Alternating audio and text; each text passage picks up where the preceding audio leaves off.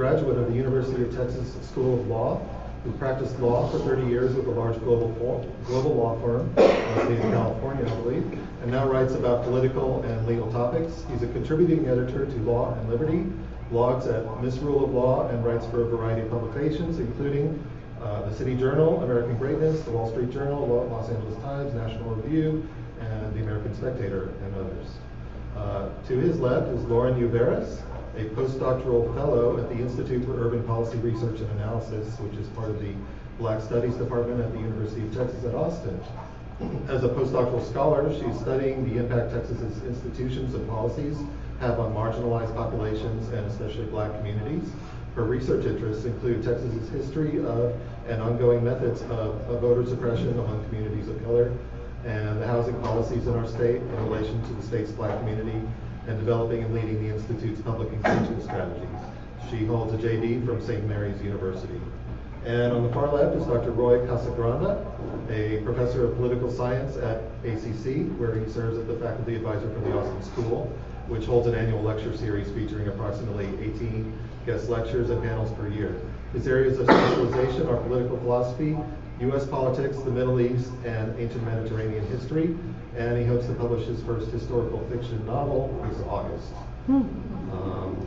So I'm delighted to have all of you here. And before we continue, do any of you object to proceeding on a first name basis from here on out?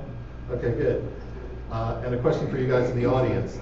This can be a somewhat divisive and controversial subject, so I hope that I'll have your cooperation in maintaining civility at all times. So we're going to have audience questions towards the end of the program, so hold your questions until then.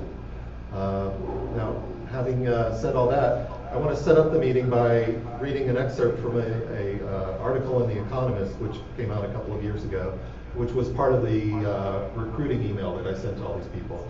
It is the following, quote, "The idea has spread that people and groups have a right not to be offended. This may sound innocuous. Politeness is a virtue, after all.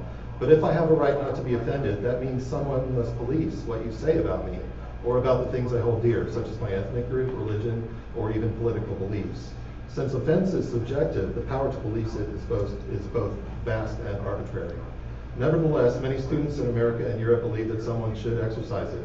Some retreat into the absolutism of identity politics, arguing that men have no right to speak about feminism nor whites to speak about slavery. Others have blocked thoughtful, well-known speakers such as Condoleezza Rice and Ayaan Hirsi Ali from being heard on campus. Concern for the victims of discrimination is laudable, and student protest is often in itself an act of free speech. But university is a place where students are supposed to learn how to think. That mission is impossible if uncomfortable ideas are off limits." So next, we're going to hear opening statements of 5 to 10 minutes each. And I thought we'd randomly choose who goes first using this 20-sided die, which is actually not from a Dungeons and Dragons. It's got letters. It's from a game called Category. So A and F would be Mark, and the next set of 6 would be Lauren, and the next set would be Roy. So O, that is, let's see, I'll keep this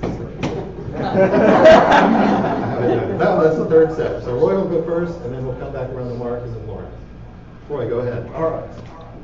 So I'm going to put some cards on the table for myself before we go anywhere and say that I have actually had my First Amendment rights violated, well, at least attempts to violate it on multiple occasions. So before I go into where that happened in the United States, I want to also say that I'm sort of practiced at self-censorship.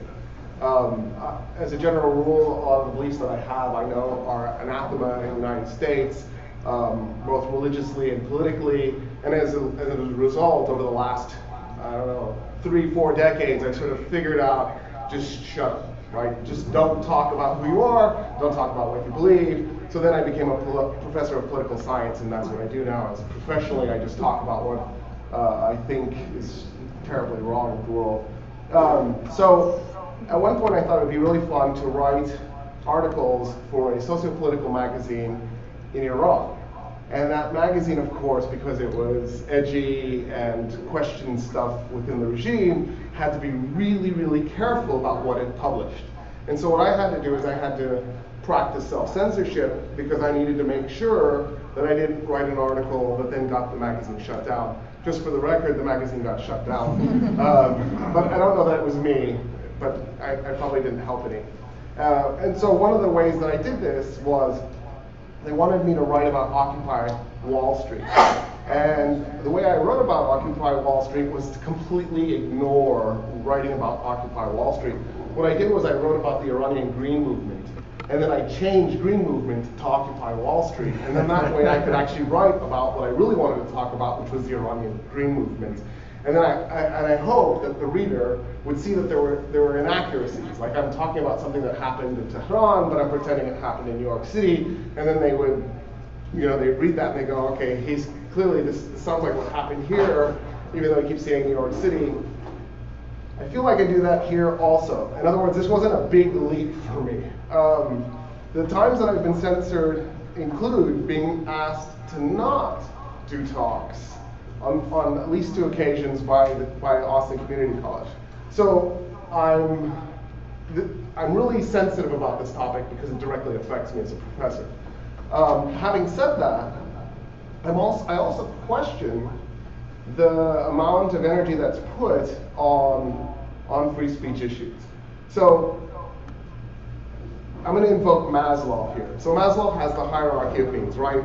And the most basic ones are food, sex, water, air, and then above that is security, and then above that is love and belonging, and then above that is professional achievement, and then finally self-actualization. And when it comes to rights, there's actually a way of looking at rights that is very similar. So at the very basic would be human rights, and then civil rights, and then at the top would be civil liberties. And according to Maslow, you can't worry about the top until you've achieved the bottom, right? And in the United States, we're really super obsessed with civil liberties. We're not very interested in human rights or civil rights. Those are things that we just sort of ignore, take for granted, or hope that you won't bring them up. And really, freedom of speech, when you think about it, is a civil liberty. Most of the rights in the First Amendment are actually civil rights, but freedom of speech, I would argue, is actually a civil liberty. In the case of the United States, we're asking this question about how polite should I be? How polite do I have to be? There's a whole segment of the U.S. population that's practiced in not talking, that's practiced in holding their voices. There are religious minorities, there are ethnic minorities, the lower class which has no voice because they don't have the financial ability to express themselves. Right? There's a whole segment of the U.S. population that just doesn't have that. But then there's this fact that we have a country that's still extremely racist and extremely sexist. We've made some progress, but all you have to do is drive around Austin and notice that, boom, neighborhoods change, people's skin color changes. The quality of schools within AISD change dramatically depending on which side of I-35 you're on. So clearly we have a long ways to go with civil rights. And then human rights, Flint still doesn't have adequate drinking water. It seems to me that we're kind of in a weird place where there's a group of people like me, a privileged white man, who has to worry about his civil liberties being trampled upon, whereas I live in a country where people aren't really having human rights, let alone civil rights. And so I want that to be sort of in the back of your head, that this conversation is important, but maybe it's not as important as you thought before you came in here. Anyway, I'm going to stop. I want to thank you all for showing up today, taking time out of your weekend to hear some different points of view on a topic of public policy. The mission of this group is advocating positive solutions through civil engagement. And civil engagement begins by having citizens who are engaged, people who pay attention and who show up and who care about what's going on in their society and try to find ways to improve it. And the mission of this group, seeking positive solutions through civil engagement, is an important and noble goal. What does civil engagement mean? Essentially, it consists of rational discourse, talking instead of shouting, listening instead of shutting down opposing views, seeking common ground instead of increasing polarization, using reason and logic instead of emotion as a guide to decision making, and respecting different points of view instead of demonizing them with labels and slogans. I'm the token conservative on this panel, and as a conservative, I don't agree with all of the policy goals that this organization supports, but civil engagement lies at the heart of a liberal, in the Enlightenment sense, society. A healthy democracy depends on it, and a functioning system of higher education cannot succeed without it. People of all political points of view should be able to unite in support of it. Robust, unfettered debate on any topic. Recall the Lincoln-Douglas debates in 1858, which made Abraham Lincoln a national figure and ultimately altered the course of American history. Would such a debate even be possible in 2018? Might some people say that Stephen Douglas and Abraham Lincoln are not entitled to talk about slavery because neither of them have experienced what black people experience, etc. Well, fortunately that debate went on, and we had Abraham Lincoln as a president, and we were able to preserve the Union, and the course of world history was changed, literally as a result of a dialogue between two diametrically different points of view. In the past, protecting free speech regarding political topics wasn't particularly controversial, but it has become so, especially on college campuses. And this should concern all of us, regardless of party affiliation. Increasingly, civil engagement is being replaced by an ideology of intolerance, cloaked in the vernacular of political correctness. Opposing viewpoints are silenced if they are hurtful, if they marginalize oppressed groups or exhibit privilege. Instead of encouraging free inquiry, colleges offer students safe places, protect them from microaggressions, and allow them to avoid uncomfortable ideas with trigger warnings by calling them hate speech and adopting speech codes. I view this development as a serious problem for two reasons. First, these values, tolerance, mutual respect, reason, freedom of conscience, freedom of expression, the pursuit of knowledge through inquiry and debate, are the lubrication, the grease, so to speak, that minimizes the inherent friction that exists among citizens in a pluralistic society. If we can't talk about our differences and share a sense of common history and identity as a community or as a civil society, we will degenerate into warring tribes. Free speech, protected by the First Amendment, is vitally important to a civil society, perhaps our most sacred right. It is a politically neutral right, which has been defended by civil libertarians on the left and right. Prominent defenders of free speech, even in today's highly charged political climate, include Berkeley Law School Dean Erwin Chemerinsky, former ACLU President Nadine Strossen, Harvard Law Professor Alan Dershowitz, and Village Voice columnist Nat Hentoff, all of whom are left of center. The free exchange of ideas is indispensable to preserving a free society and a healthy democracy. The second reason it's important is that the advancement of knowledge, intellectual progress, cannot exist without a robust marketplace of ideas. This is what colleges and universities are supposed to foster. Indeed, this is why they exist, not to indoctrinate or reinforce the prevailing orthodoxy, but to test prevailing wisdom, explore new ideas, and debate opposing viewpoints. This is how students learn to think critically.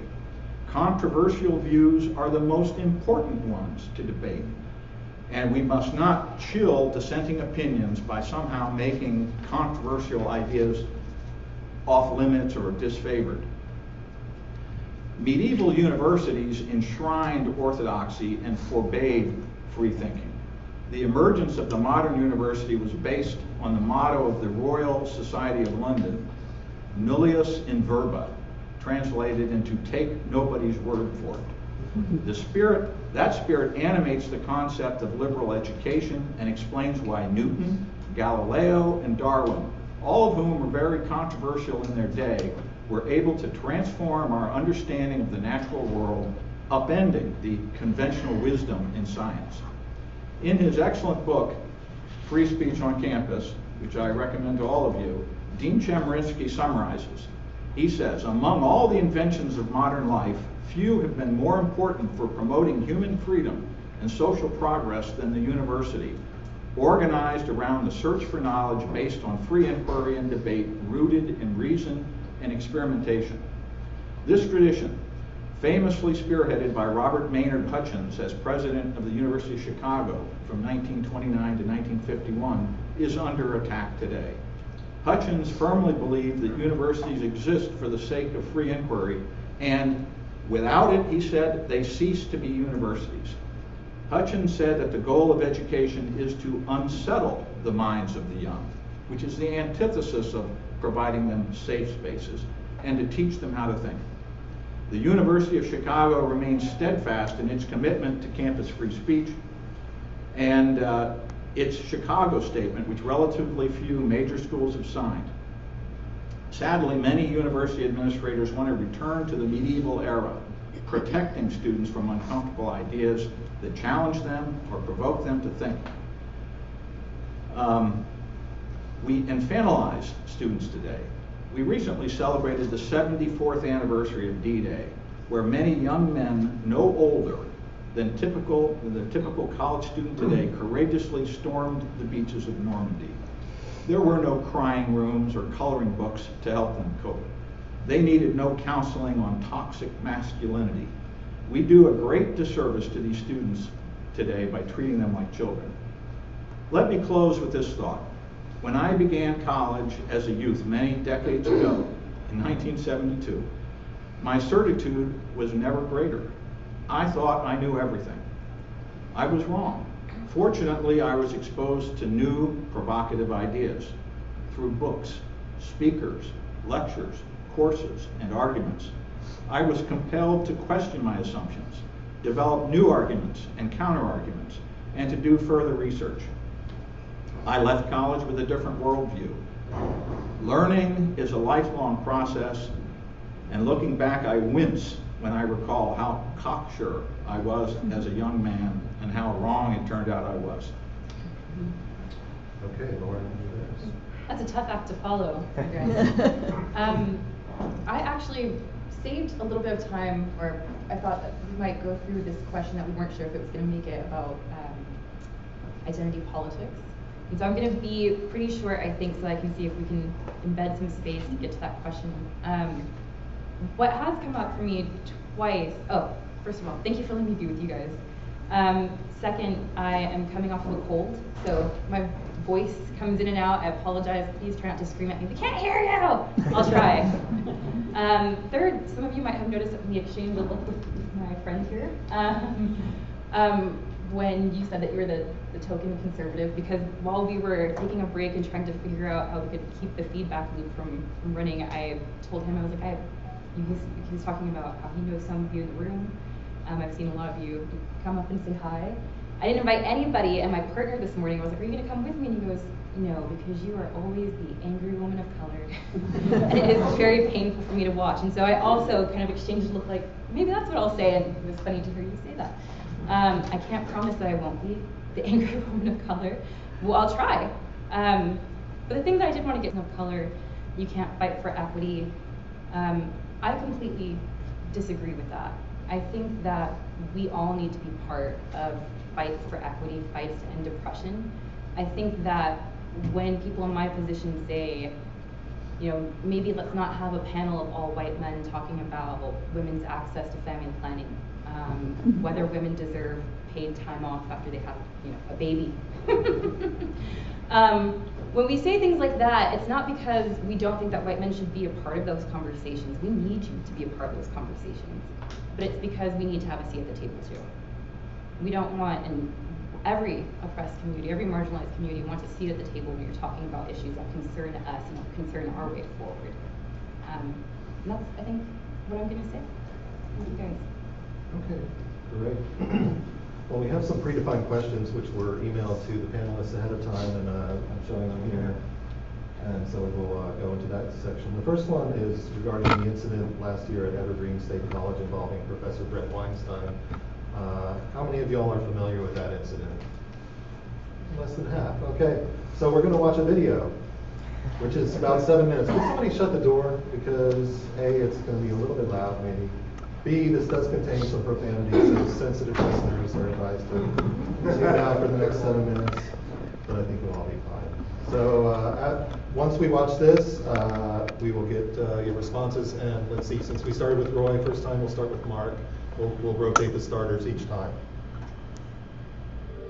Fuck you and fuck the police! Last month, Evergreen State College in Washington went crazy when a professor of evolutionary biology named Brett Weinstein objected to a day of absence when white students and faculty were asked to voluntarily leave campus. Weinstein branded it a form of racial segregation. A group of student protesters called him a racist. The confrontation incited further protests, debates over free speech, and claims of systemic racism on campus. And things haven't calmed down. Tomorrow, Evergreen will hold its graduation at an off-campus location, 40 miles away. Would you like to hear the answer or not? No! Okay.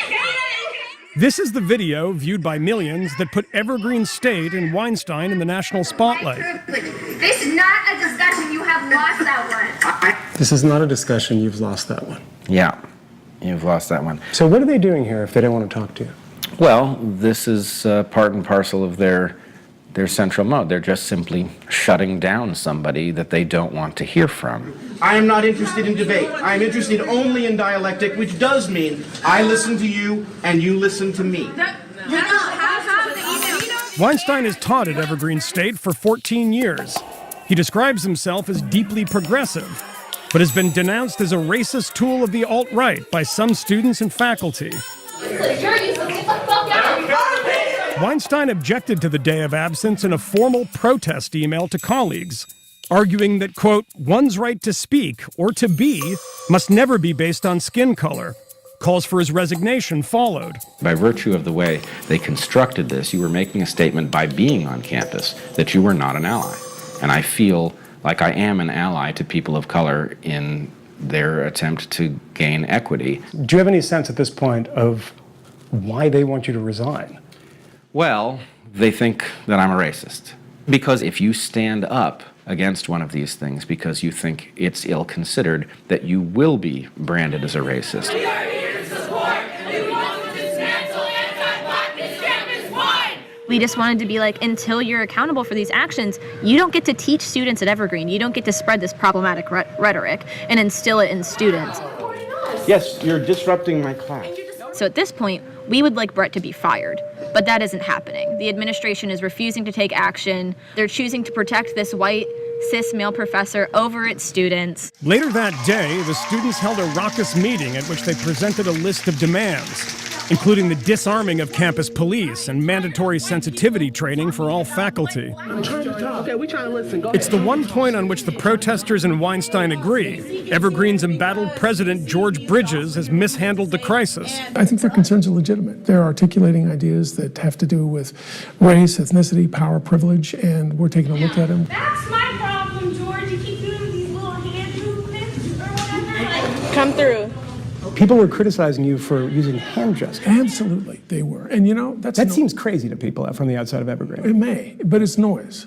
But the noise has been effective. No, fuck you, George. We don't want to hear a goddamn thing you have to say. So you want to watch that door, watch all the doors, watch the windows. You need to keep eyes on them. And somebody needs to go in that room real quick to make sure that there's no way in that room for them. I mean, essentially sounded like you're being held hostage there.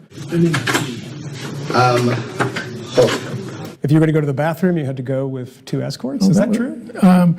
That's what the students felt was true. I was going to go to the What do you mean bathroom. that's what the students Well, that's what they said. If you want to go to the bathroom, I was going to go to the bathroom regardless, and they wanted to escort me. I felt very Why? safe there. Why what? Why did they want to escort you to the bathroom? I don't know. Did you ask them? No, of course not. Professor Brett Weinstein joins The us. situation on campus grew even more inflamed after Weinstein went on Fox News. The protesters say his appearance provoked threats from the alt-right. Although Brett has not personally said, you know, go out and attack these students, go out and threaten these students, that has been the result of his actions. He has incited white supremacists and he has validated white supremacists and Nazis in our community and in the nation. And I don't think that should be protected by free speech.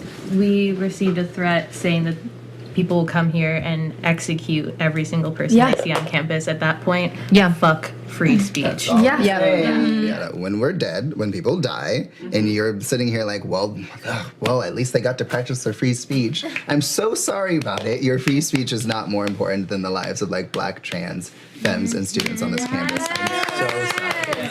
Exactly. Hate to break it to you. Love you. The protests have been effective, but it's unclear if they're widely supported. Many students told us that they've been hesitant to publicly dissent. Kirsten, who also didn't want us to use her last name, is one of Weinstein's students. I'm afraid of having a nuanced opinion because I'm afraid that my opinions and I will be stigmatized. It's a rather strange sentence to hear on a university campus. I'm fearful of my nuanced opinion.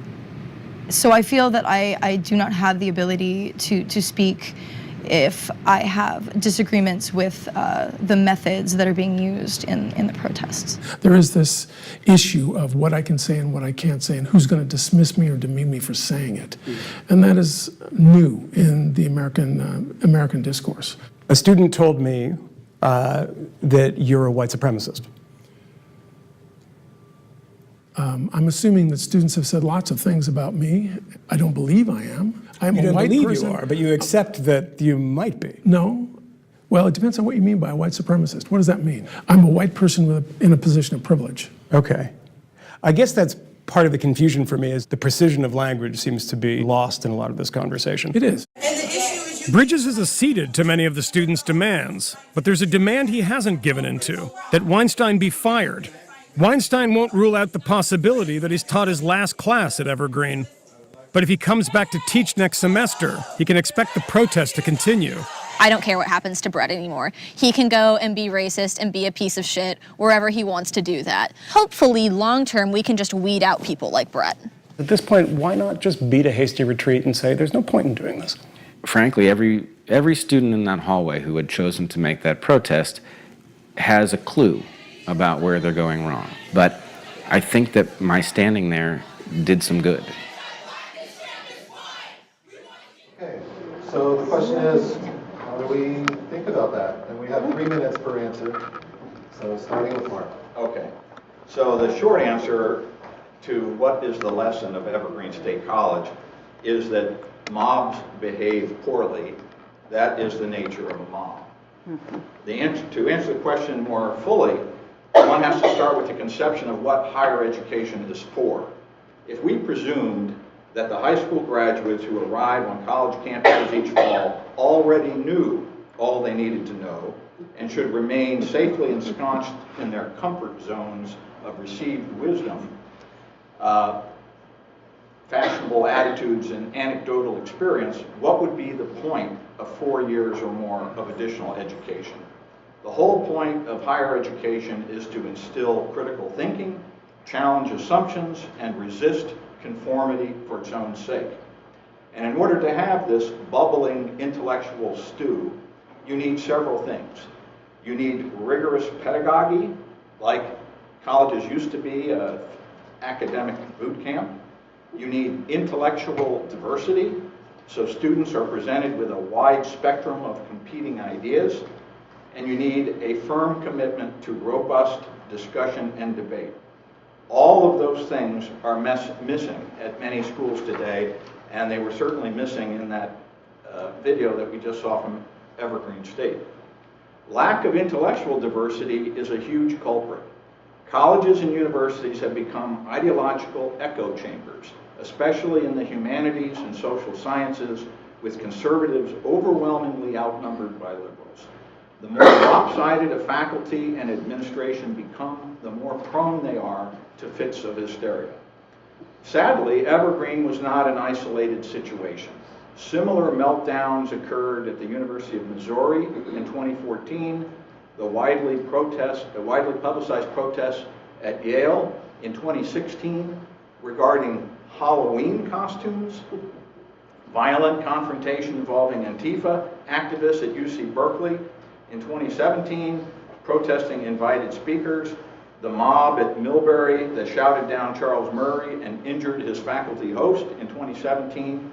Here in Texas, State Representative Briscoe Cain, an elected member of our legislature, was ushered out of Texas Southern Law School where he had been invited to speak.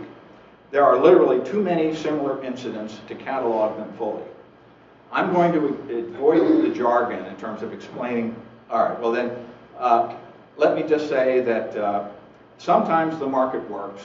Due to all the negative publicity at Evergreen State and in the University of Missouri, applications and enrollments fell, causing budgetary distress, financial pressures, and even faculty layoffs. The higher education establishment is finding out that many parents are not going to spend or borrow tens of thousands of dollars to send their children to chaotic social justice indoctrination centers masquerading as colleges. Okay. Next, Lauren.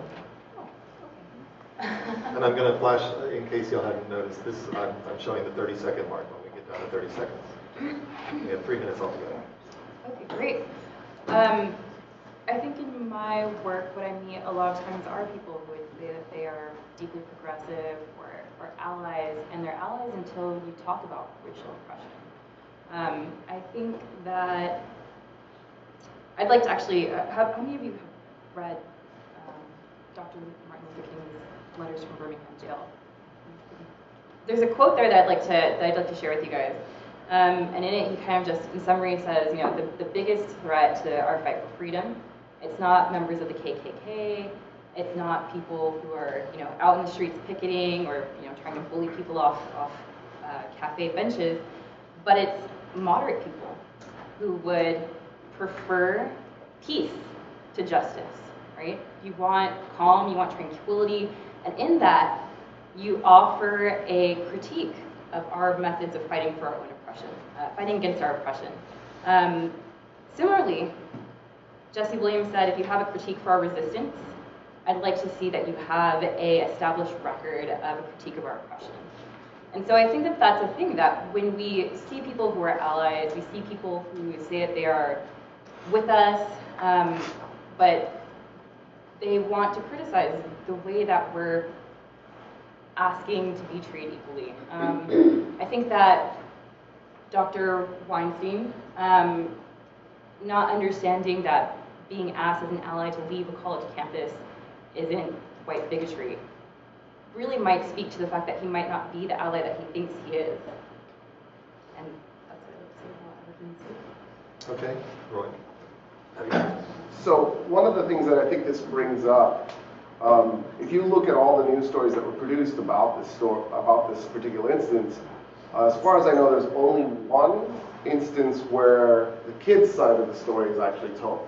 It's a Huffington Post article. I have an acquaintance who's at Evergreen, Zoltan Grossman, and I went to his Facebook page and looked at what he had to say about the whole affair, just to sort of get a different perspective from all the media outlets. And one of the things that he points out is that Weinstein's brother is not only an alt-right member, but he's also got his own business and actually used his money to get on all these news outlets so that he could spin the story in his favor. Just for the record, Weinstein has resigned, and he and his wife were given $500,000 severance pay. The reason I'm bringing all this up is because at the end of the day, money talks. Money is actually really, really, really important because it gives you access. So the voices that aren't being heard, those voices you're probably not accustomed to hearing, those voices are now finally starting to be heard, at least at some level. Right? There's definitely still no equality, as this case points out, right, where the students' voices get in one article, whereas Weinstein is on various news shows telling his side of the story. Well, the reason I'm pointing that out is because free speech is great, except that it's not a level playing field, and it never has been. Earlier, Mark said that you had diametrically opposed ideas between Lincoln and Douglas in the debate. They weren't diametrically opposed.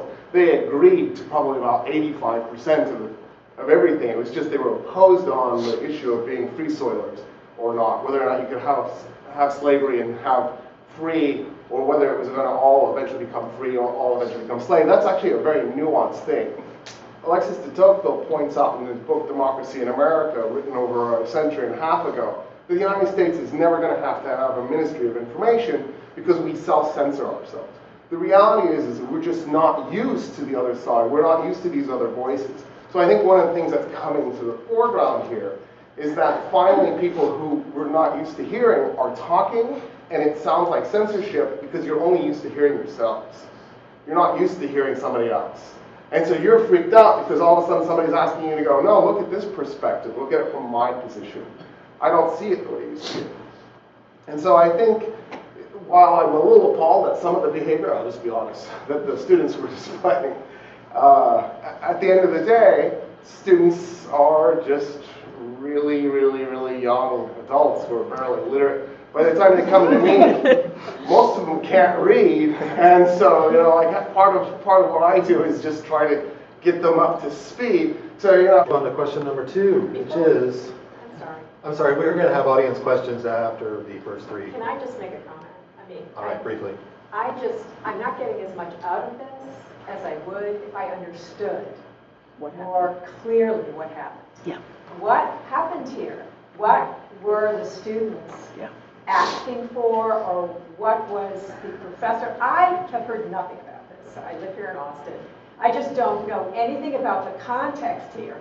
And I need to know more detail to truly think about this in a deep way. Otherwise, I'm listening to you, but I'm not getting what I should be getting out of this.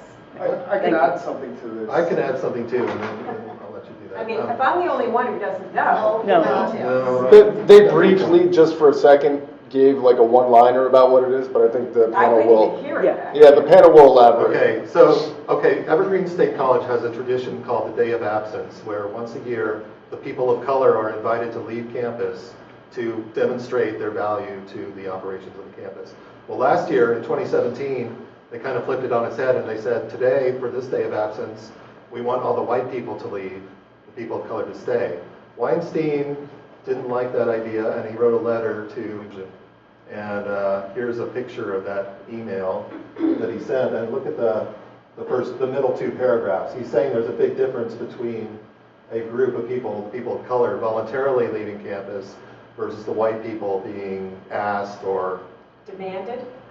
Well, he would say that not to accede to that request would to be casting yourself as a non-ally. So yeah, he would say that there was pressure to leave campus, and that is a different sort of thing than the people of color voluntarily leaving campus. So would you like to add something to that? Did I explain it a little better? I think they've been doing the Day of Absence since like 1970. Right. Yeah, it's based on a play. Based on a play. So there's decades of this tradition of people of color leaving campus, and then they did this thing where they flipped it around and asked white people to do it instead. And I can see how that can make people feel uncomfortable, but I think that was the goal, right? I mean, isn't that the goal of free speech, is to make people uncomfortable? It wasn't an ask, though, right? You saw the fallout if you didn't comply. Yep. It wasn't an ask. But isn't that how our society operates? If you don't conform to the norms, you're shut out. But there's a difference between being compelled to and being asked to. Right. That's the difference that Weinstein identified. Right. So maybe the verbiage says asking, but when it plays out, it turns out that you're actually compelled, and if you do not comply, there's significant. They were detained, and other. Okay. Let's get back to the panel. We'll hear more from you guys in a little while. Okay. Thank you for the question. More comments on this? I think that a good question to ask is, what might the value be of white faculty and white students leaving for a day? If you think about most of our institutions of higher learning, people of color are really underrepresented. I think Evergreen University is 80%, nearly 80% white students, and faculty is also equally unequally distributed. So what might the value be to having white faculty and white students leave? Seeing that disparity in real life, right? But also, we're living in a time now, this is 2017. 2017 was also a year we had a surge of not just hate incidents on college campuses across the United States. So in 2017 alone, there were 154 hate incidents on college campuses. But also since the election, there have been almost 1,000 new. So the Southern Poverty Law Center tracks hate groups. So in addition to the ones that already existed, 1,000 more have come about since 2016. There's a lot of value in saying, allyship forces us to be uncomfortable the way that marginalized and oppressed people have historically been uncomfortable. Okay, well, let's move on to our next question unless something can bring. Okay, so the second question that we pre-sent to the panel is, how should hateful speech be handled in our society? And we began with Lauren. I'm going to take a cue from the Southern Poverty Law Center again. I think that one way of dealing with hate speech is before we even get to a hate incident and we become reactionary, to become proactive. So on the front end, we should be promoting tolerance, we should be promoting acceptance in the classroom with our higher professionals. And then when we have an incident, as a community, we need to act. There's a quote that I really like by Desmond Tutu that's, if you are neutral in situations of oppression, then you've chosen to speak louder. If you're neutral in moments of injustice, you've chosen the side of the oppressor. So when we as a community fail to act, we have, in some ways, made a clear statement about where we are, whose values we're backing. And part of communities acting should be that we organize, that we talk to our churches, that we talk to our organizations like Common Ground for Texas and say, where's the common ground here? What can we do that makes a statement that this isn't who we are when there's a hate incident? I think also that it's important that we support our victims, right? When we're neutral, when we don't do anything, we're not just making a statement about who we stand with, whose values that we're participating in, but we're making a statement about who we don't care about. And oftentimes that's a statement to victims that what's happening to you isn't important to us. We should also do research to understand how hate incidents are different from bias incidents. Because I think that something that's happening right now is that there's a conflation of instances of bias, instances of microaggression, and hate speech, hate incidents, and it can turn people off. So we don't want to be too proactive to the point that we are turning people away from really valid movements, but we do want to respond appropriately. And I think another important thing is that instead of attending hate rallies as a community to say, like, we're going to show up and be like this counterforce, we should just organize our own events that are pro-unity events. So not give people, because I think that a big reason why people host these hate rallies in the first place is because they're wanting some of us to show up and they're wanting, they've laid a trap. And when we show up, haven't we stepped into that trap, right? We're stepping into this moment where everyone's emotions are amped up, everyone is angry, people are ready to fight.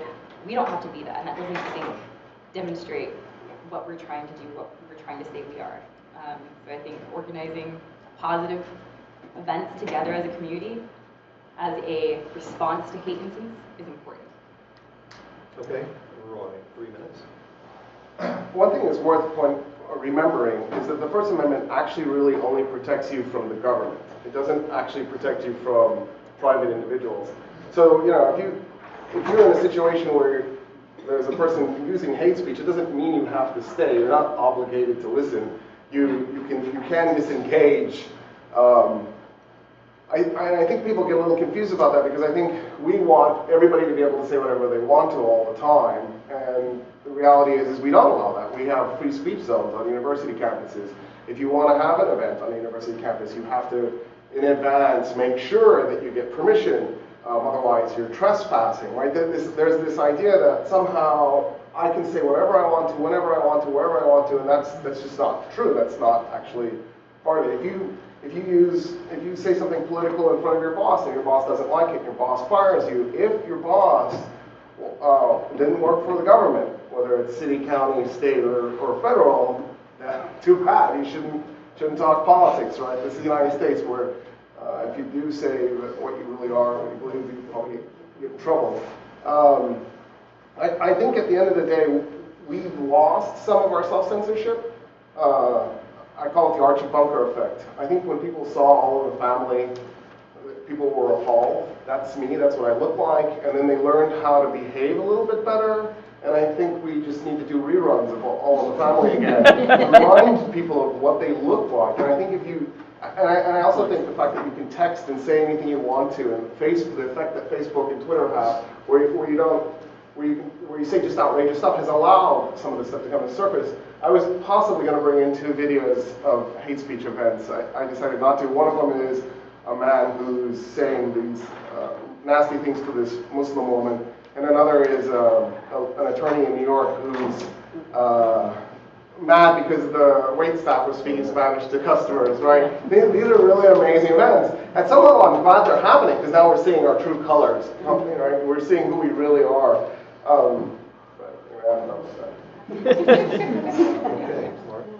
Okay, the short answer to the question, how should hate speech be handled, is that there is no hate speech exception to the First Amendment. The Supreme Court unanimously affirmed this principle just last year in the Mattel v. Tam case that involved copyrighting the name Slants for a musical group consisting of some Asians. Other than a few narrow and well-defined categories such as true threats, defamation, obscenity, clear and present danger, etc., all speech is protected speech. College speech is ultimately a form of thought control, and in a free society, the antidote for so-called hate speech is more speech, not a gag and not a heckler's veto. Totalitarian societies place a high priority on suppressing speech. Moreover, it is impossible to define hate speech other than as something currently believed to be offensive or objectionable, ideas someone disagrees with. In a pluralistic society, all ideas are disagreeable to someone. Here's a short history lesson. In America, many ideas were once considered to be unpopular, antisocial, and even harmful, and faced efforts to suppress them on those grounds. They include literature, abolitionist information, contraception information, abortion information, advocacy of civil rights, opposition to the war and the draft, pro-union sentiment, teaching evolution, promoting socialism, and many more. As recently as the 1960s, in my lifetime, comedian Lenny Bruce was prosecuted for obscenity in San Francisco and other major cities for using dirty words and a stand-up routine at nightclubs in front of consenting adults who had paid to see him. You get the point. In any age, the prevailing orthodoxy sees threats from anything that challenges it. Sincere people acting in good faith have always believed that they have good reasons to suppress speech. History has judged those efforts harshly. The current campaign against hate speech is just the latest in the parade of misplaced hubris. The ultimate irony is that in 1964 and 1965, students at UC Berkeley launched the free speech movement, fighting for the right to advocate controversial political views on campus. They succeeded, establishing the principle that college campuses are subject to the First Amendment. 50 years later, we have speech codes, bias response teams, and a generation of students being taught that they have a right not to have their feelings hurt or their presuppositions challenged. We have come full circle, and the only thing that has changed is the power, is that the students, it used to be a dissenting point of view, now is the administration point of view. Good feeling you timed some of these responses. This is good time. Okay. Our third question, then. What is identity politics, and is it the right battleground for today's politics? Can Americans have a unifying meta-narrative? And I should just point out what informs this question is an editorial that was written by Mark Lilla shortly after the election of 2016, suggesting that Hillary Clinton had not really offered a unifying meta-narrative, but had played identity politics to a certain extent, and that was in part responsible for Trump's win. So I think we're going to start with Roy now, right? Let's go ahead. All right, so I want to start by saying all politics is identity politics. So just to play off of this idea that Hillary Clinton played too much in identity politics, that's exactly what Trump did. Right, he got up and he began his campaign by launching into a racist tirade against Mexican Americans and immigrants. So let me give you an example, and an example that's close to home because it takes place in the South. In the 30s, and then all the way, especially right up into the 70s, so for about 4 decades, African Americans began to convert from Republican to Democrat. And that was a serious problem for the Democratic Party, because the way the Democratic Party, the Democrats were going to win in November. That was a done deal. The question was, who's going to win in the primary? In other words, and this is still true, vote in March, even if you don't vote in November. The primary is what matters. November maybe doesn't because we're so gerrymandered. What happened as African Americans began to become Democrats is if you were in an area that had a large African American population, there were 2 strategies you could employ as a Democrat to win your district in the primary.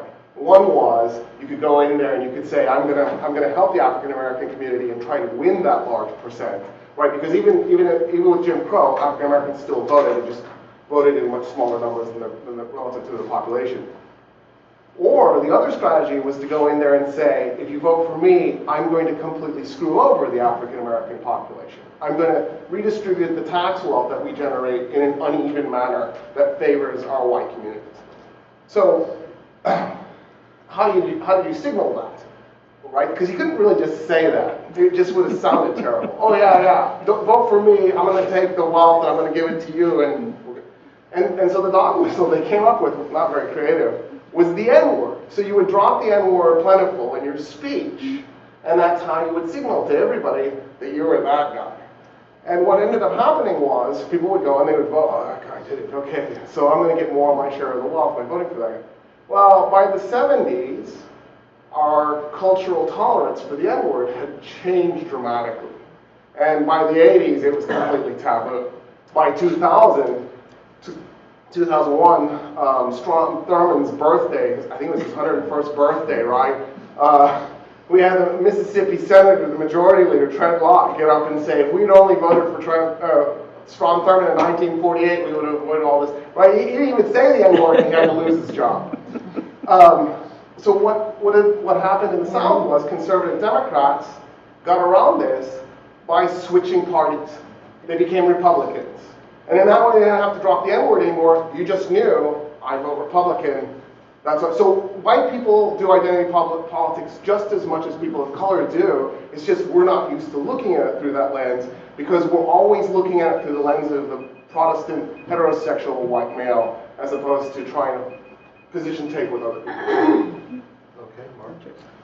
Our national motto is etched on the back of every coin you carry in your purse or pocket. E pluribus unum. Those Latin words translate into either from many one or out of many one. In either event, these words were important to the founders. They appear on the Great Seal of the United States, dating back to the early days of the Republic. The Declaration of Independence speaks of one people, all created equal and endowed by their Creator with certain unalienable rights. America has absorbed immigrants from around the world, but only by Americanizing them with a common language and culture. Through assimilation, the now neglected melting pot, different racial, ethnic, and religious groups put aside their differences and embraced the ideal of American exceptionalism, what President Reagan referred to as the shining city on a hill. Americans used to regard themselves as fellow citizens who pledged allegiance to their flag, stood during the national anthem, and shared a love for their country. Now people are encouraged to nurse grievances, wallow in perceived injustices, compete with one another for victimhood, and rail against the common heritage that once united us. Whoever is responsible for this dangerous trend, Herbert Marcuse, Saul Alinsky, or whomever, it is destructive. Identity politics is a poison. It represents the opposite of our national motto, out of one, many. This is a prescription for divisiveness, tribalism, and rancor, balkanized fiefdoms. We have to stop counting by race and sex. We have to get rid of quotas. People have to stop identifying themselves as hyphenated Americans and consider themselves just simply Americans. I'm not suggesting that American history is free of fault. No one and no country is perfect. There have been plenty of historical injustices. But the judge of any civilization is not perfection, but progress. Americans have expended great amounts of energy, blood, and resources to become a better society, and we should all be proud of our national heritage.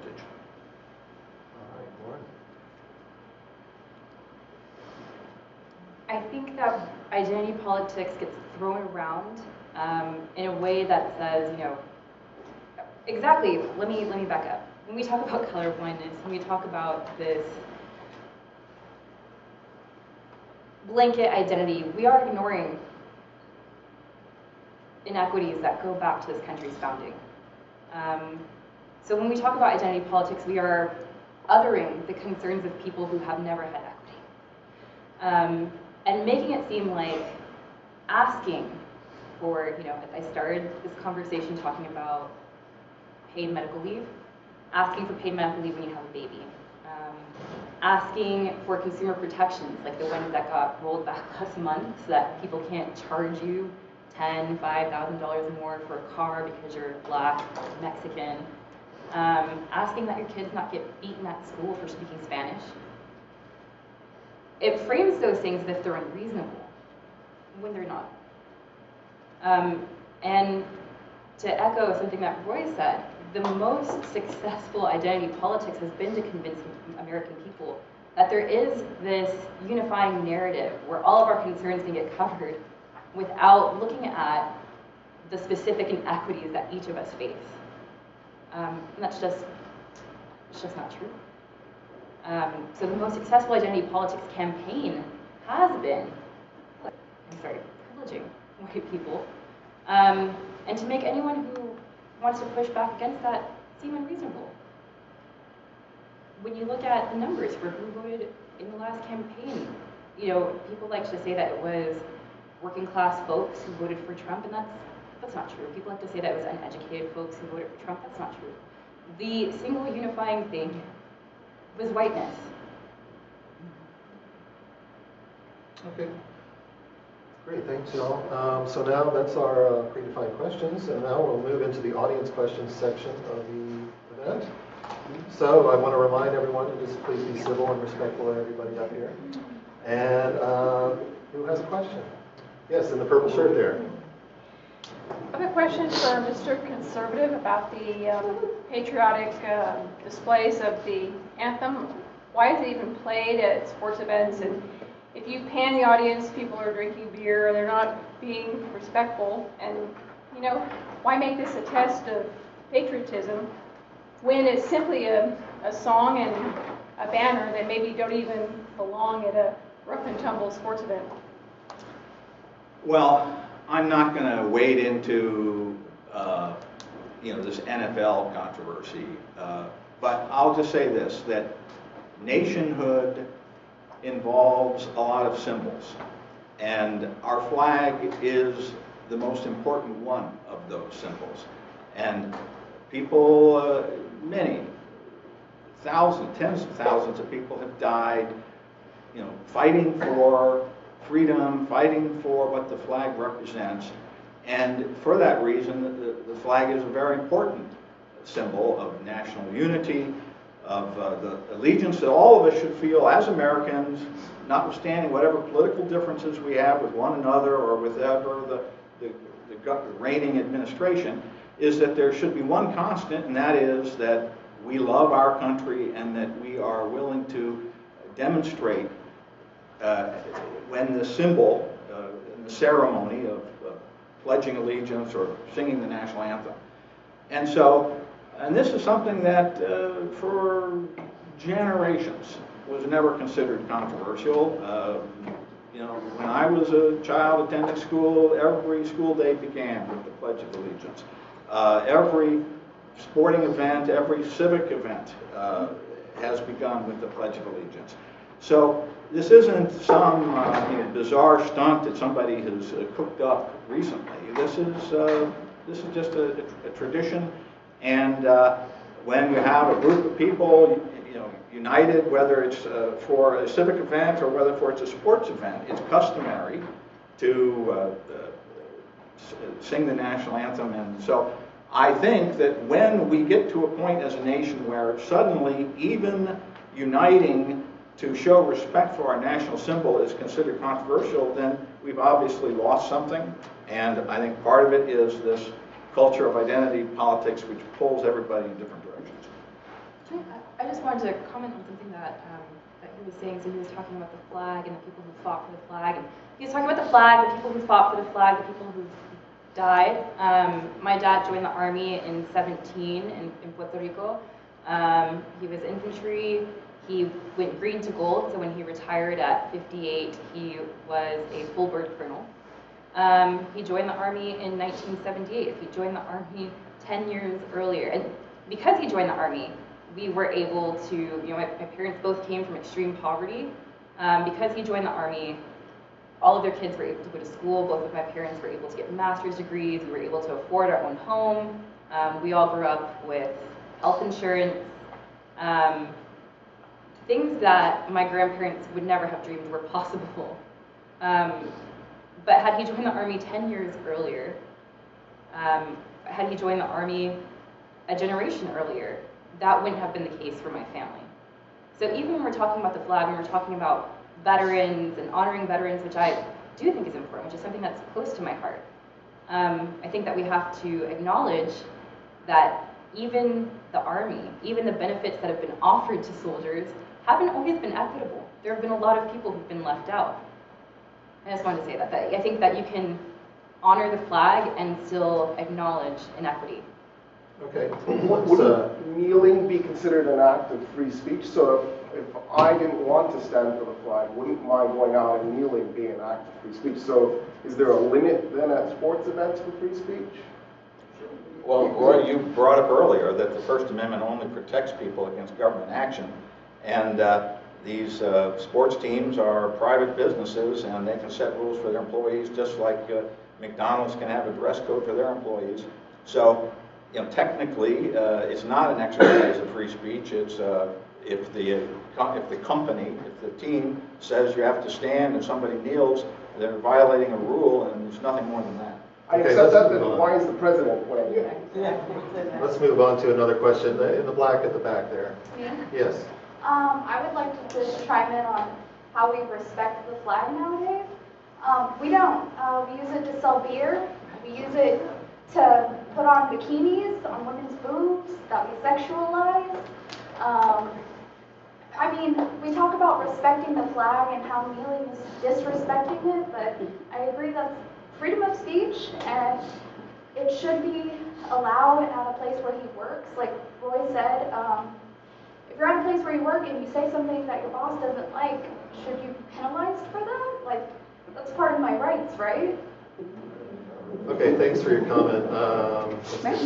May I say this?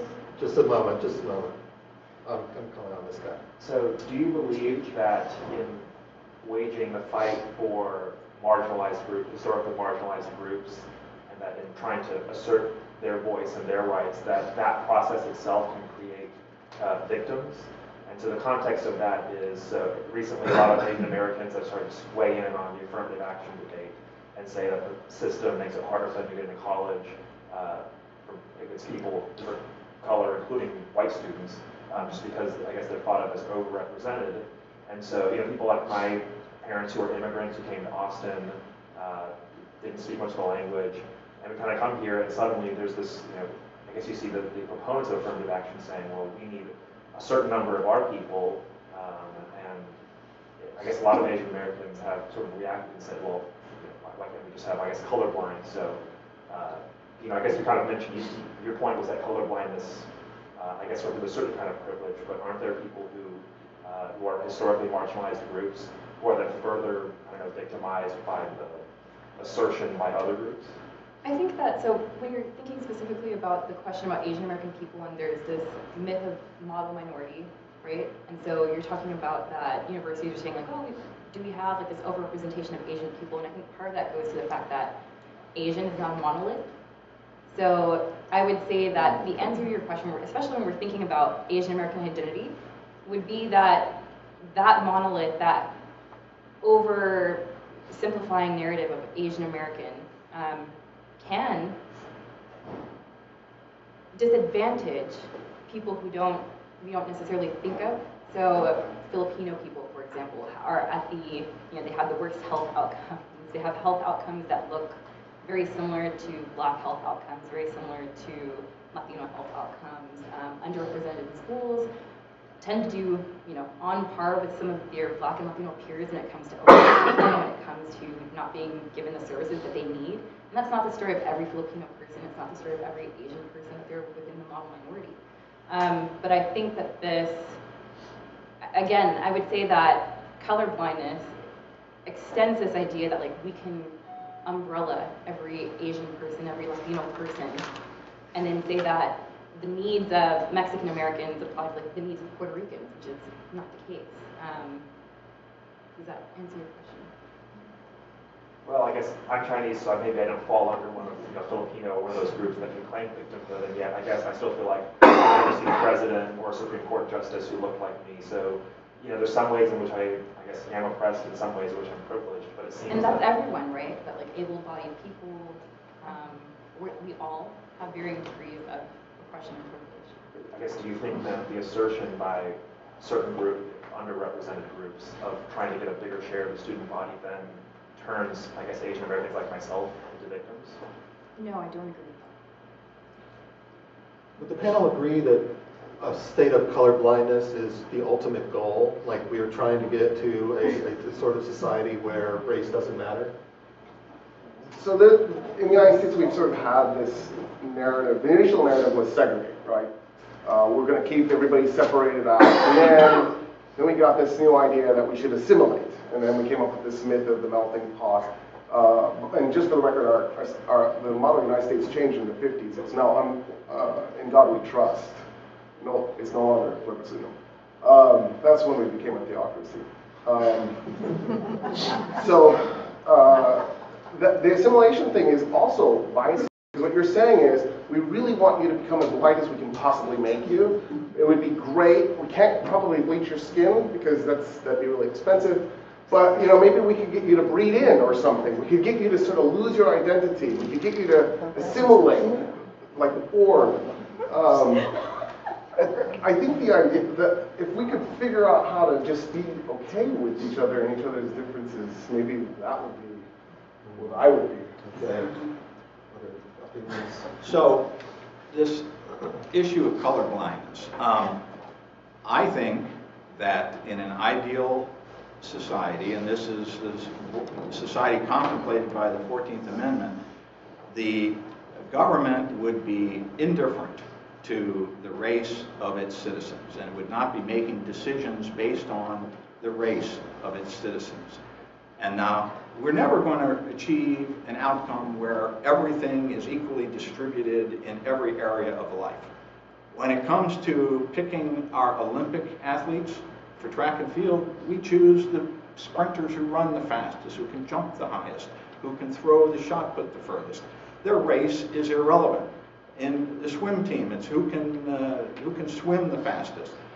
For our colleges and our graduate schools, we should be concerned with who is the smartest and academically most qualified people that we could use to benefit from these enormous taxpayer resources that we devote to higher education. I think it is racist for a school to say this student gets in and this student does not because of the student's race, particularly when you have SAT scores and grade point averages that are lower for some students than for others. I think race should be irrelevant, and for the decisions that the government makes, it should be a level playing field, which means everybody gets judged on their merits. They don't get special points, and they don't get points subtracted because they are in a preferred or a non-preferred racial or ethnic category. Any further comments before we move on? Yeah, I have one comment that I would like to ask, and that is, you're making the assumption that everybody's on a level playing field. That is an assumption that I would like the panel to talk about. Are we, in fact, all on a level playing field? Well, this is a free speech. This is about free speech. I feel like we're getting off on some tangents. I'd really like to stay on free speech. Okay. Well, Lauren, did you have any comments on the last topic? I think, yeah, you know, of course, like, we want to get to a place where we could be colorblind and where you can, we want to get to a place where this is a colorblind society, but I think the only way that we can get there is by looking at equitable laws first. Until we do that, we're going to be reproducing inequity, and there will still be a need to take into account why somebody might not have had the best opportunity to get the greatest education, why somebody might not have been able to afford like a $12,000 SAT tutor to get into the best school. Those questions will still be relevant as long as we're not working against the inequities that we've allowed to persist for hundreds of years. Okay, let's move on. Let's have another question. Yeah, so curious, one of the questions was, I believe it was, what is hate speech or something like that. Roy, you said that we should, people should start voluntarily self-censoring. No, I never said that. I said we do self-censor. I thought you said we should return to self-censoring ourselves. Right. So how do you deal with hate speech? Is people should be self-censoring? Really what I meant was that, so with the Archie Bunker effect, I think people saw in the character Archie Bunker and All in the Family how he looked. And I think what we did was we learned how to be politely racist. And I think what's happened is we've lost the polite racism, and now we're back to just the old style Archie Bunker. Right. So I don't think it's unreasonable to say, as a suggestion that people should, if they want to be, more sensitive to other people, that they can self-censor. What is the ultimate goal? If people are to self-censor, what is the ultimate goal? You leave it at that. And if I want to be, you could say to me, certain things that, I hate men with short hair. Yeah. Okay. Perfect. Right. So I want to go to you. Right. But you fail to do that. You fail to self-censor yourself. What is the ultimate effect? Do you leave it there, or is there subsequent action? Well, what is the ultimate way that we limit or we deal with, right? So I think one of the things that happens with humans is that we are not fundamentally rational. We are fundamentally irrational. And we make mistakes. And I think, like, the guy in New York probably really regrets going off on... But just as a linear discussion, hate speech, though. So in the case of, like, the guy at the cafeteria in California, the Starbucks in California, ironically, is Starbucks. New York.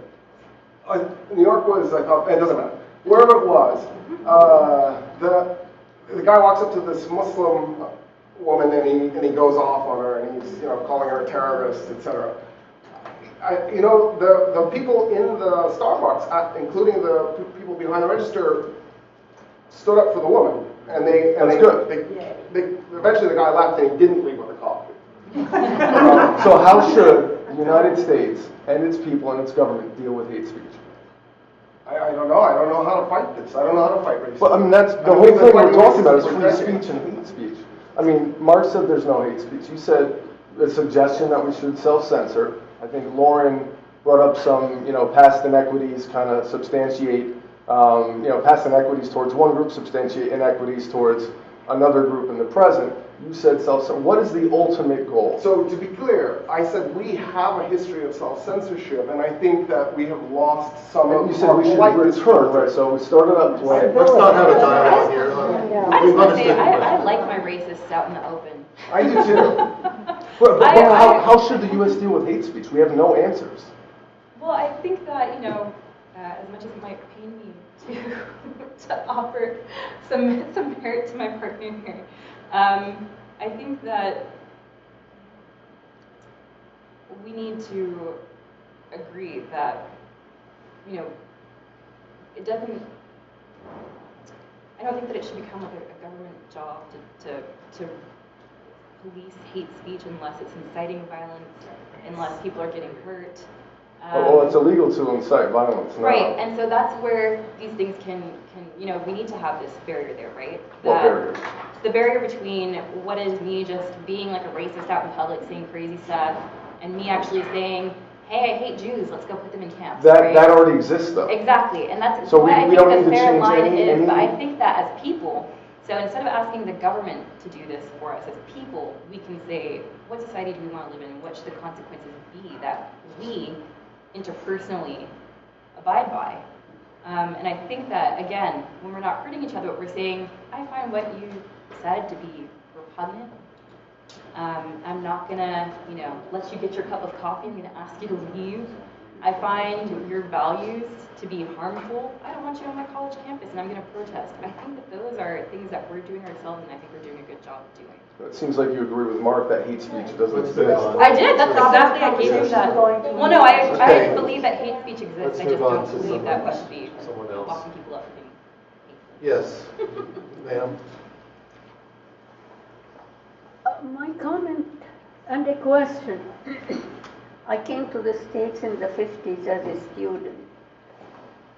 I'm an Arab American, so hyphenated. And we came in the 70s, 1976, during the bicentennial.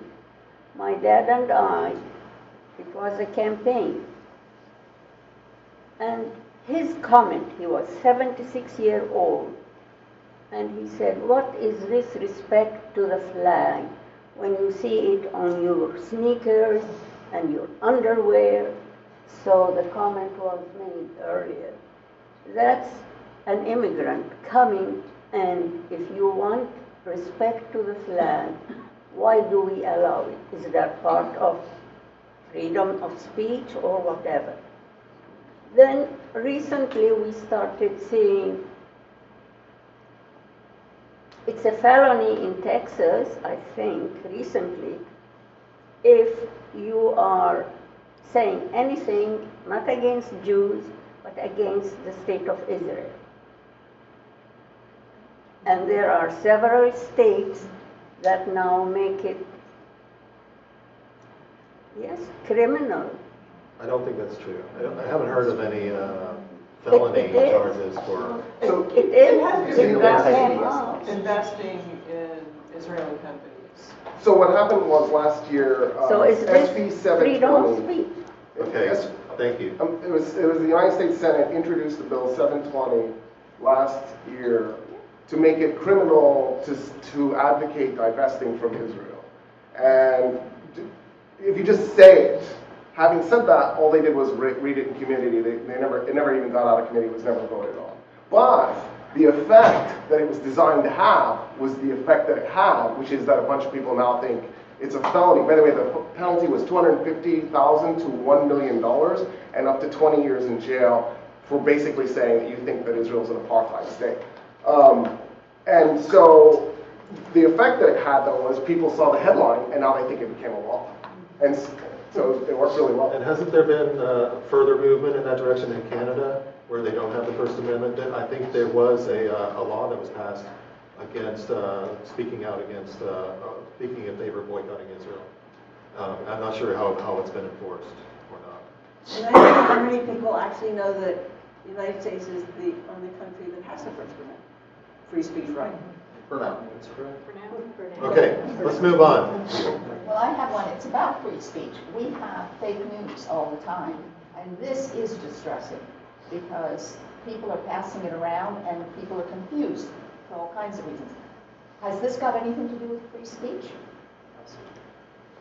Not really. Fake news is one of these things like hate speech. It's information that you may disagree with, or an interpretation of the current events that you disagree with. One of the problems in our society is that we have become very polarized, and the digital media and social media have enabled this, and all the spectrum of different cable shows. It used to be everybody watched the news, one of 3 networks. Now you can sort of choose which on the spectrum of politics. And if you want to listen to stuff that will reinforce your opinions, if you're a liberal, you can watch MSNBC or CNN. And if you want your views reinforced as a conservative, you can watch Fox News or OAN. And people tend to, their social media feeds are from sources they consider to be congenial. So people end up getting a lot of information every day that reinforces what they already think.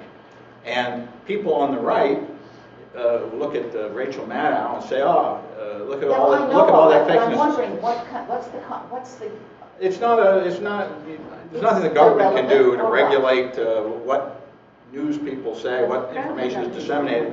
In a free society, people are left to their own devices to figure out what's true or not and what is correct or not.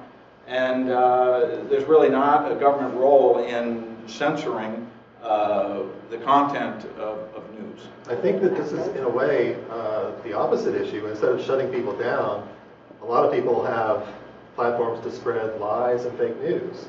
So perhaps we should move on. Does anybody else have some brief comments on it? I think this might be another surprising place where you and I agree that we shouldn't look to the government to do these things, but when you're talking about how does fake news spread, and a lot of it is through private business, that there's nothing that stops there's nothing that stops private businesses from being able to regulate what they allow on their sites, right? So I think that we are seeing Facebook and Google and some of these people who do have a responsibility to their consumers say, what are we going to flag and what aren't we going to flag? And I think on the other end, if we start saying, we're going to regulate fake news, we run the risk of going too far and saying, now things like The Onion, for example, that brings a lot of people enjoyment, that can be a lot of fun, that we can get to a place where those things don't exist anymore. I think we want to be careful about asking the government to step in when, I think, if any of you have ever worked for Health and Human Services, like I used to, you know that sometimes the government being involved in things is not the most effective. But that doesn't mean that we can't protect each other. Okay, shall we move on? Let's get another question. You express sympathy with people who are trying to correct historical oppression by methods that you may personally find disagreeable, or people who aren't as invested in the fight against oppression find disagreeable. Do you think there's a limit, and if so, what is that limit? At which point people across the board, regardless of how much they weigh in on an issue, should take a stand against methods of correcting inequity? Are we back to the college admissions arguments? No. So I'm talking about actions. About protesting, right? Yeah. At what point do you say, what you're doing is not the right way of asking for liberation? Are there tactics that are... So, you mean with the students, they're protesting Weinstein. So I'm not against them protesting Weinstein. I think there were some things that they said and did that maybe were a little on the weird side. I'm a firm believer in protest. It's protected by the First Amendment. There's the freedom of speech and assembly, and then if you're doing it in front of a government office, technically you have the right to petition the government for redress. So, having said that, I've been arrested twice protesting and have had my First Amendment right violated by the police twice. So I'm really sympathetic to the fact that just because it's on paper doesn't mean it's in reality. But I'm not sure that I know what you're... I'm just asking, so... At what line do you say that, we need to... Correct me if this is not what you're asking. It sounds like the question is that when people are protesting, when people are publicly expressing outrage, at what point do we say, this is a line that you can't cross? But in terms of actions, I'm talking about, for instance, there are instances, when the protests in Ferguson, which was arguably a good cause, occurred, there were instances where shops were vandalized and windows were broken, those type of things. And I've seen many people who are sympathetic to the protesters say that we shouldn't police how people express their outrage at injustice. Do you think there's any point at which we should police outrage at injustice? I think that if you're killing people... Yeah, we're not vandalized. So that's your bright line. Yeah, I think that property is typically covered by insurance, and so every time that a store is looted or something, somebody gets a kickback and everything. So I can go vandalize and loot a store because it's covered by insurance? Well, it depends on which. It depends on what you're asking me is not do I think that you should go loot a store. What you're asking me is based on what your are the cause. consequences? You're saying consequences don't apply to certain individuals. I don't think that that's what I said. I think that what I said is, his question was, at what point would I say? You said they should criminal. Well, it's fine. I want to understand your question. Right. So he said, in Ferguson, Missouri, people were vandalizing stores, and that was more or less sanctioned. by the lack of action, right? But there, as outside of a riot or a protest, I'm not allowed to vandalize or loot a store. So why is it sanctioned behavior under one premise and not under another? I guess that I would say that the people who are out there protesting, people who are looting are often the minority.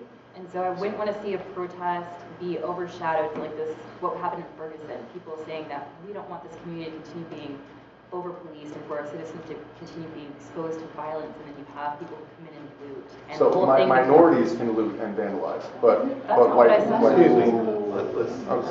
You know, I don't know that. I don't know if this is going to be a healthy thing, because I think what's happening is that you're taking things I'm saying and kind of like spiraling them into these. I mean, I think it's pretty let's explicit. just hear from the panel. Conversation afterwards. Sure. I mean, it's pretty clear. We're not having a dialogue here. Go ahead and He asked a clarify. question. Sure. So you did mention, killing the extreme example, you would be against that. Right. I'm just asking you to pull that back. Is there any, what type of actions? We've seen with certain alt-right protests that there have been counter-protesters where violence happened and people have been injured. Do you think that's unacceptable? I'm just curious as to, from a personal ethical standpoint as well as from a government action standpoint, what bright lines you guys draw? I absolutely don't want to see people get hurt at protests. I'm less invested in what happens to property and businesses, but yeah, the human thing, like when we're hurting other people, that to me is my line. Okay, other panelists, do you have an opinion on that? No? Okay. Yes, ma'am. I'm sorry. Okay. Go ahead.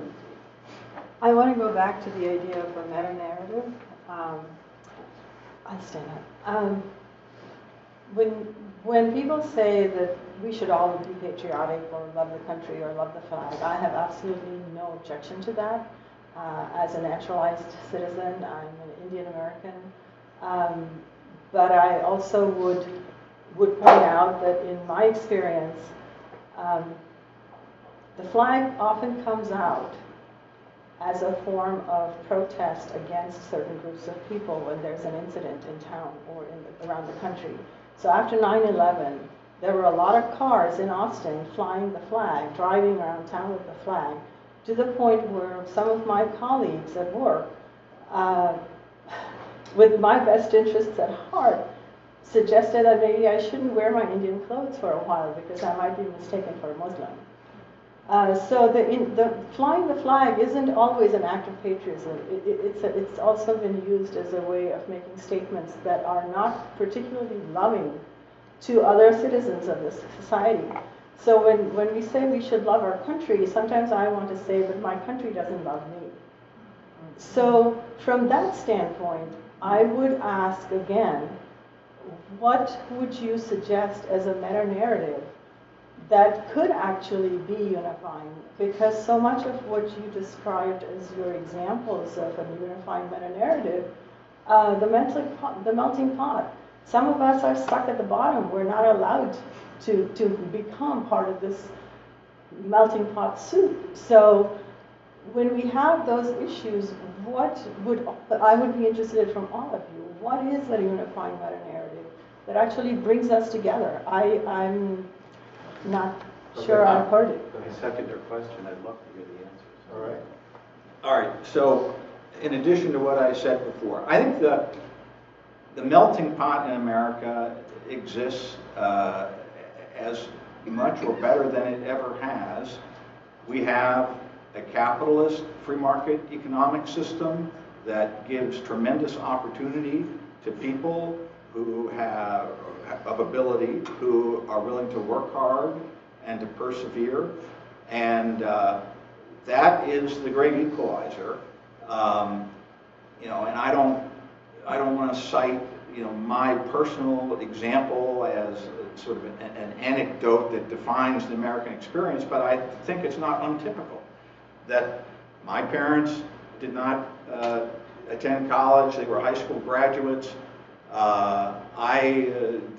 They could not afford to send me to school. I put myself through school. I worked full time, went to school, went to night school, was was fortunate enough to be able to come to the University of Texas back when tuition was less expensive because we did not have this giant bureaucracy where we now have more administrators than we have faculties.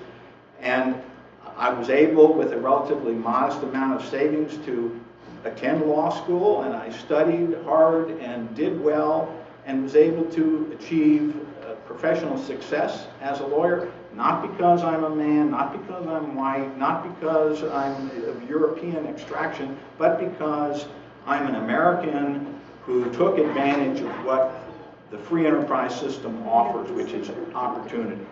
And that is true today. Sure, there have always been examples of religious discrimination. I was raised a Catholic. There were times when Catholics were discriminated against. Almost everybody in the American experience can cite an example of, at some point in history, things weren't good, whether it's Japanese Americans who were interned during World War II or whatever. But the point is that we have always worked hard as a society to eradicate those types of injustices, and we have done a remarkably good job of doing that. And that's something that all Americans should be enormously proud of. And when I hear people talk about how we should be ashamed of what this country stands for, I just don't understand it. We are the best country in the world. That's why people flood here, that we have to have a huge federal law enforcement force to keep people out. That many other countries, it's the opposite way. So I think the meta-narrative is that this is a great country and we should all be proud of it, and we can make it better, and we should unite, and that should be our goal, and not to try to tear it down and criticize it and try to have a contest of who can play the victim card the most effectively. Other opinions? I like this slogan that you hear in organizing, so nothing about us without us. Anytime you're going to write a law about my group of people, whoever that is, you should have at least one of us at the table, but hopefully more. I also like something that James Baldwin said. He said, "I love America, and because of that, I insist on constantly criticizing her." Those would be my two. Tuition was actually set up as a direct attempt to censor students. The thinking went that if you could ramp up tuition so schools were so expensive, they would have to get a job. If they had a job, they wouldn't have time to organize. And then after they graduate, you hook them on the student loan debt, and you turn them into a slave for the capitalist system. So since we're talking about freedom of speech, one way to increase freedom of speech would be to get rid of tuition. I think it's really easy for people to say, I got here with no privilege, when all the economic indicators show that you probably had some privilege. For example, you might have gone to a decent public school instead of a really crappy public school. In Texas, we fund our schools by the value of your neighborhood.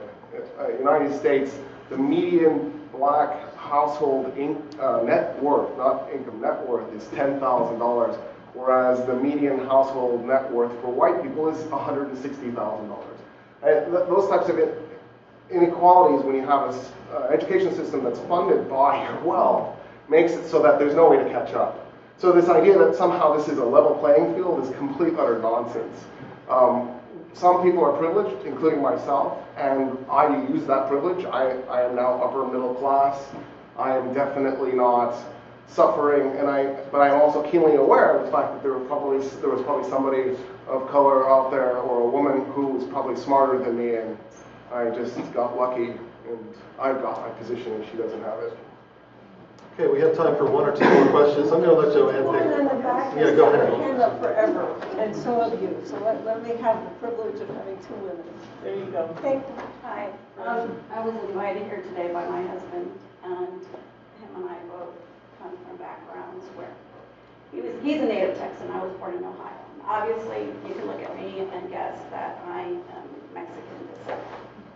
I don't know of any harder working people than my grandparents, my father, and I can tell you when I was raised in Ohio, and I was a child in the early 60s, and my mother told me this story that my father wanted to buy a plot of land in an all-white neighborhood.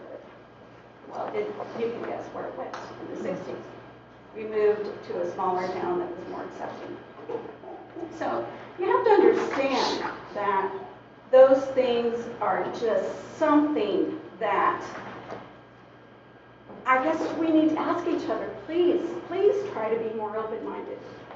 Mr. Pullum, your first statement on your first talk, you said, well, what are we supposed to do when,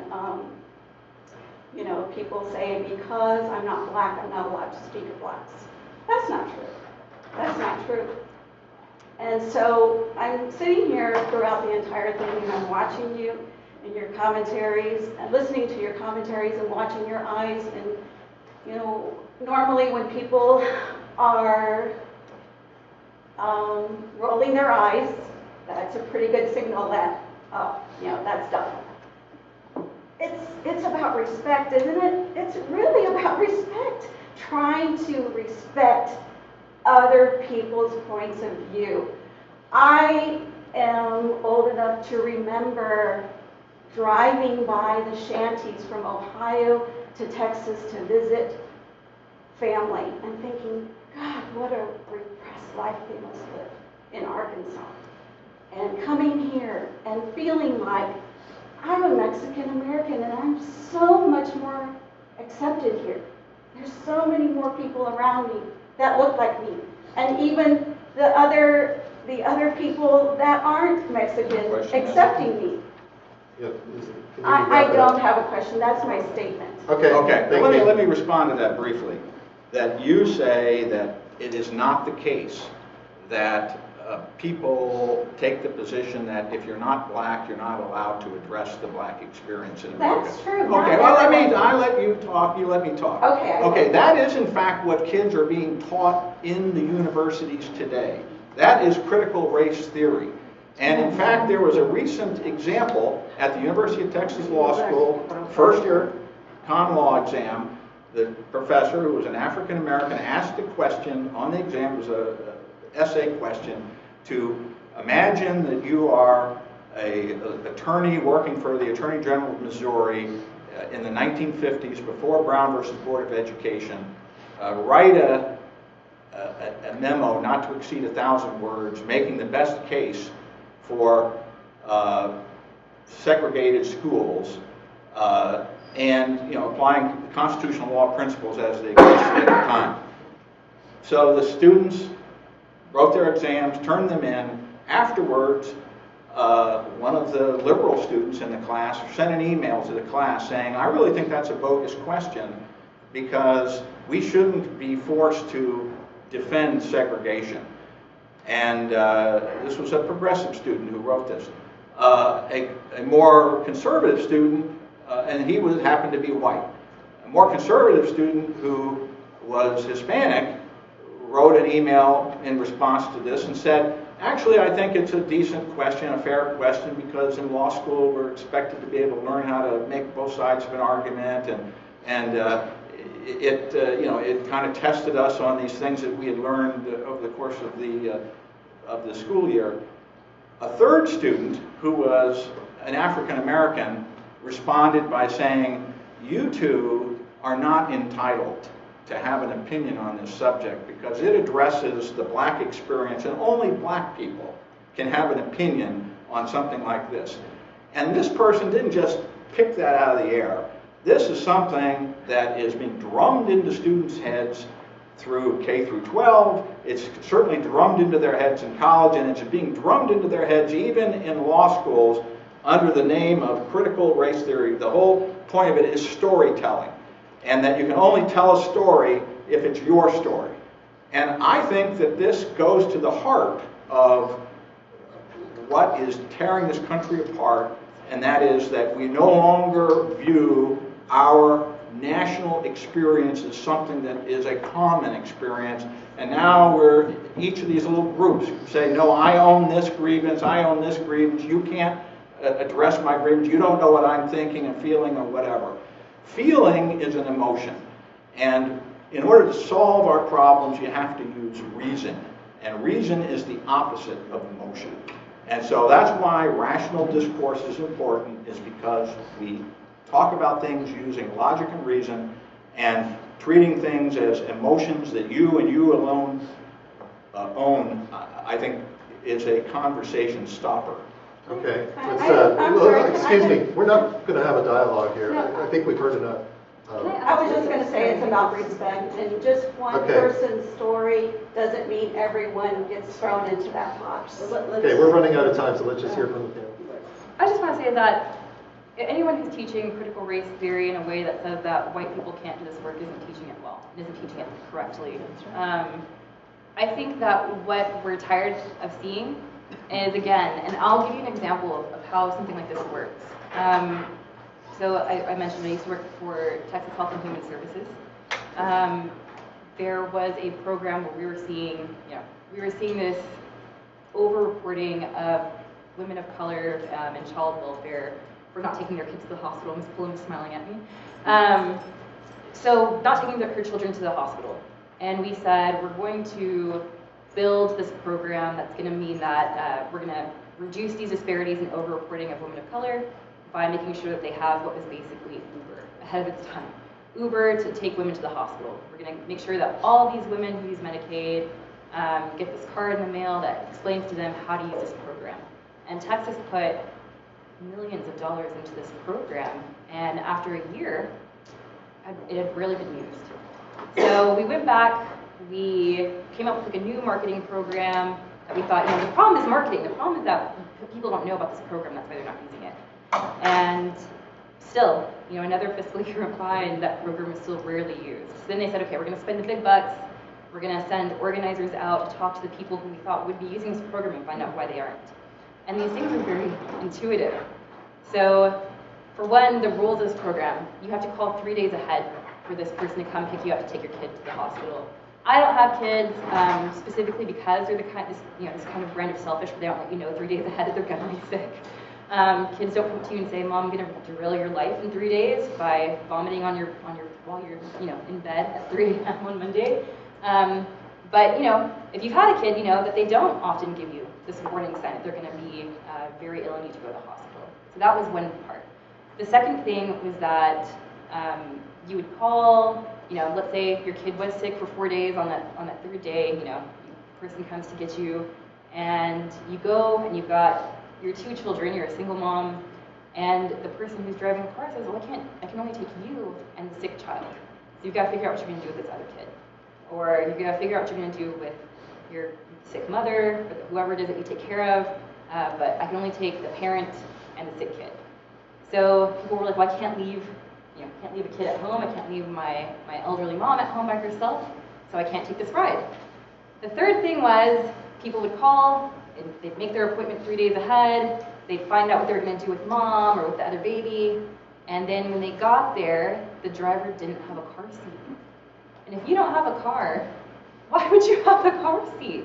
And here's the real shame is that Texas has a whole warehouse of car seats that we give out to people who use this program. The problem from the beginning was that we never sat anyone down at the table who would be using this program to say, help us build this program in a way that makes sense. And so critical race theory isn't, let's not have any white people leading the conversations about black folks, about Latino folks. It's that don't exclude us in these conversations.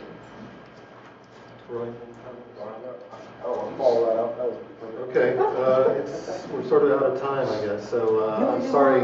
Okay, one more. I just wanted to say that, if you're a business person, you cannot run a business with your own thoughts from top to bottom. Most people run focus groups, and one of the things that I think you were just saying is that if the people at the table are the stakeholders, then you're going to hear the things they truly need and how things would really be. Otherwise, you can't be successful. Case in point. I remember something that struck me really in my education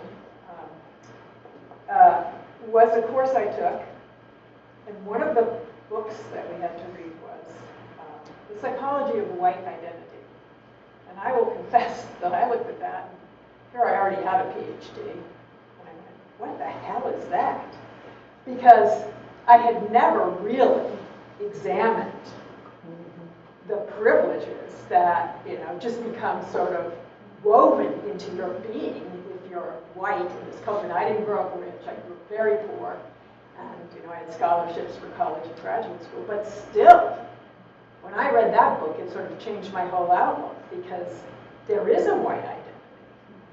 And the narrative of, well, what would be a better narrative? I'm just going to add my 2 cents worth. I look at this quilt. And to me, a better narrative for our culture than a melting pot, which it never can be, and never should be, in my own opinion, is to celebrate. If we could get to the point of celebrating the true differences among people.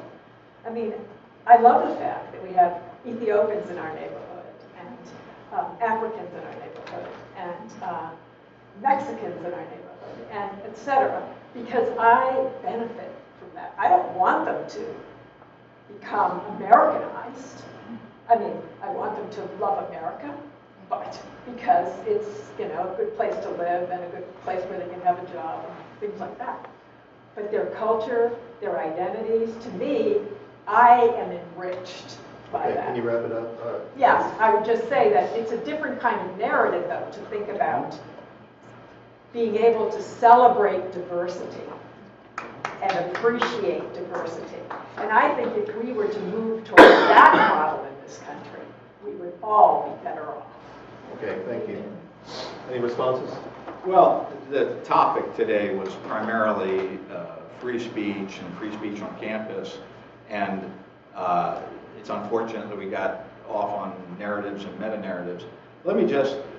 I think it is a problem on college campuses today, including the University of Texas, that the administration and certain student groups, with the acquiescence of the administration, are trying to silence certain points of view that are considered to be unpopular, out of bounds. And I think that's a terrible problem, and it shouldn't be permitted. And if I could just read, before we wrap up today, 2 brief quotes. The first is from Erwin Chemerinsky, who was probably the most left-wing law professor in America, but wrote an excellent book on free speech.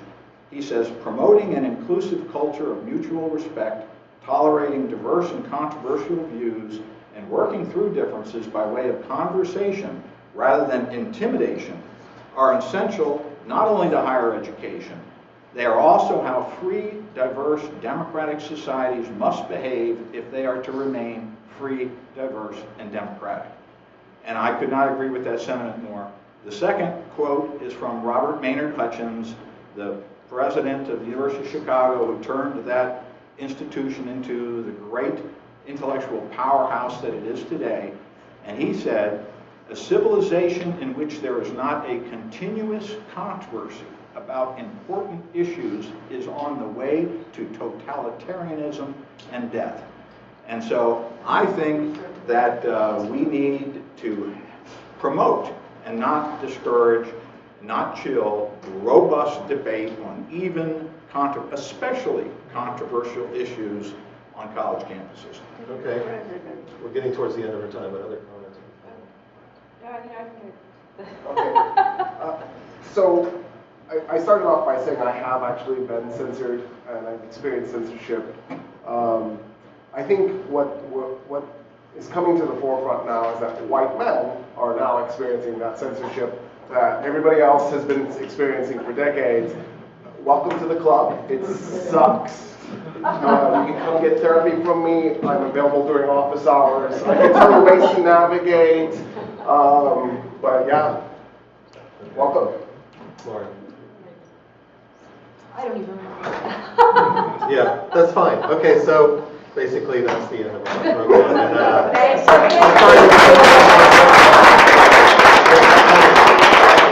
Thank you for your civil conversation, which is important under circumstances. Right. Thank you. I appreciate